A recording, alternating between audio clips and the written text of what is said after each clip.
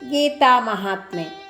ಕರ್ಮಣ್ಯೇವಾಧಿಕಾರಸ್ತೆ ಮಾ ಫಲೇಷು ಕದಾಚನ ಮಾ ಕರ್ಮ ಫಲ ಹೇತುರ್ಭೂಃ ಮಾ ತೇ ಸಂಗೋಸ್ತ್ವ ಕರ್ಮಣಿ.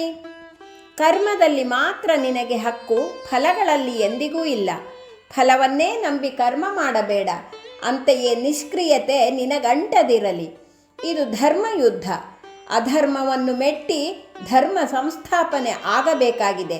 ಅದು ಕ್ಷತ್ರಿಯನ ಧರ್ಮ ಎಂದು ತಿಳಿಸುತ್ತಾನೆ ಶ್ರೀಕೃಷ್ಣ ಅರ್ಜುನನಿಗೆ. ಈ ಶ್ಲೋಕದಲ್ಲಿ ಕೃಷ್ಣನು ಫಲವನ್ನು ಬಯಸಬೇಡ ಎಂದು ಎಲ್ಲಿಯೂ ಹೇಳಿಲ್ಲ.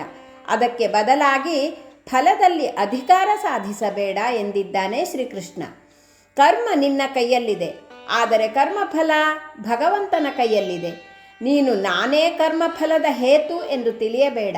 ಕರ್ಮಫಲದ ಹೇತು ಭಗವಂತ ಎನ್ನುವ ಎಚ್ಚರ ನಿನಗಿರಲಿ ಎನ್ನುತ್ತಾನೆ ಕೃಷ್ಣ. ಫಲ ಬಯಸುವ ಅಧಿಕಾರ ನಮಗಿದೆ, ಆದರೆ ಫಲವನ್ನು ಕೊಡುವವ ಭಗವಂತ ಎನ್ನುವ ಪರಿಜ್ಞಾನ ಬೇಕು.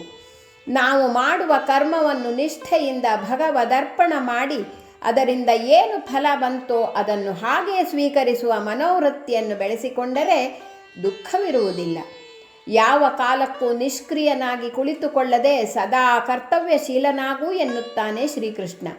ಹೀಗೇ ಆಗಬೇಕು, ಇಂತಹ ಫಲವೇ ಬರಬೇಕು ಎನ್ನುವ ವಿಚಾರವನ್ನು ಬಿಟ್ಟು ಕರ್ತವ್ಯ ನಿರ್ವಹಿಸಿದಾಗ ಯಾವ ದುಃಖವೂ ಇಲ್ಲ.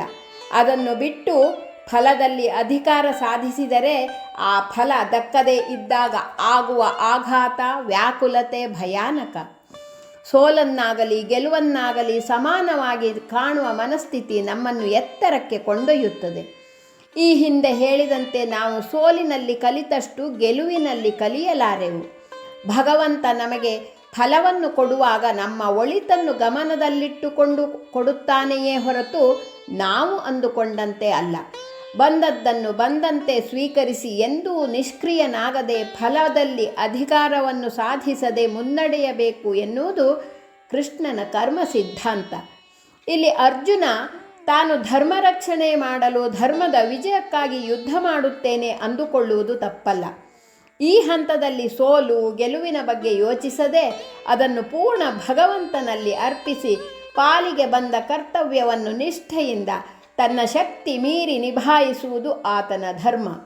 ಹೀಗೆ ಮಾಡಿದಾಗ ಯುದ್ಧದ ಪ್ರತಿಯೊಂದು ಹಂತದಲ್ಲಿ ಬರುವ ಫಲಿತಾಂಶ ಆತನನ್ನು ಕಂಗಡಿಸಲಾರವು.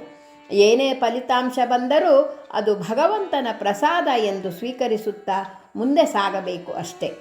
ಈ ರೀತಿಯಾಗಿ ಶ್ರೀಕೃಷ್ಣನು ಅರ್ಜುನನ ಮೂಲಕ ಸಮಸ್ತ ಮಾನವ ಕೋಟಿಗೆ ಸಂದೇಶವನ್ನು ನೀಡುತ್ತಿದ್ದಾನೆ. ಹರಿ ಓಂ.